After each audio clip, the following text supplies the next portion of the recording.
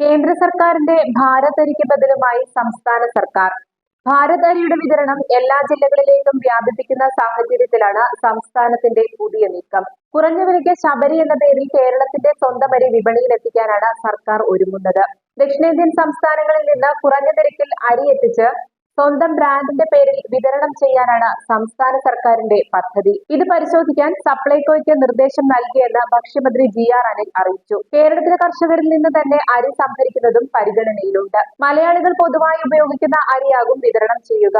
ഇത് കേന്ദ്രവും സംസ്ഥാനവും തമ്മിലുള്ള മത്സരമല്ലെന്നാണ് മന്ത്രി GR അനിൽ പറയുന്നത്.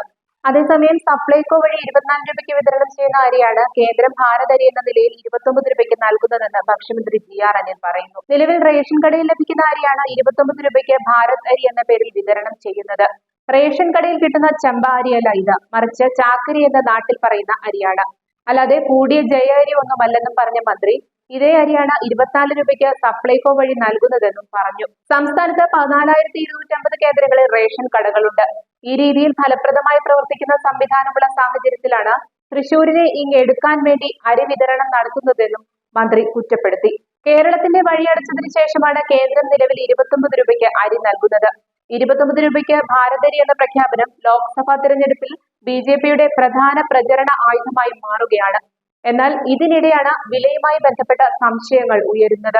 24 രൂപ കിലോയ്ക്ക് നിശ്ചയിച്ചിട്ടുള്ള അരിക്ക് സബ്സിഡിയായി നൽകുന്ന 5 രൂപ 41 പൈസ കൂടി കുറച്ചാണ് നാഫെഡ് ഉൾപ്പെടെയുള്ള വിതരണ ഏജൻസികൾക്ക് ലഭ്യമാക്കുന്നത്.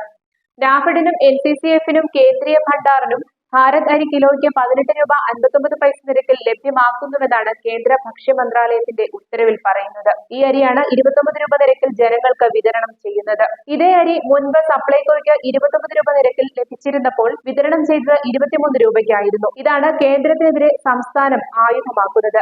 ഭാരത് അരിയേക്കാൾ കുറഞ്ഞ വിലയ്ക്കാണ് സപ്ലൈകോയിൽ സബ്സിഡി അരി ലഭിക്കുന്നതെന്നും സംസ്ഥാനം ഉയർത്തിക്കാട്ടുന്നുണ്ട്. എന്നാൽ സപ്ലൈകോയിലാവട്ടെ വിതരണത്തിന് ആവശ്യമായ അത്രയും അരിയില്ലെന്നതും യാഥാർത്ഥ്യമാണ്. News desk channel 91.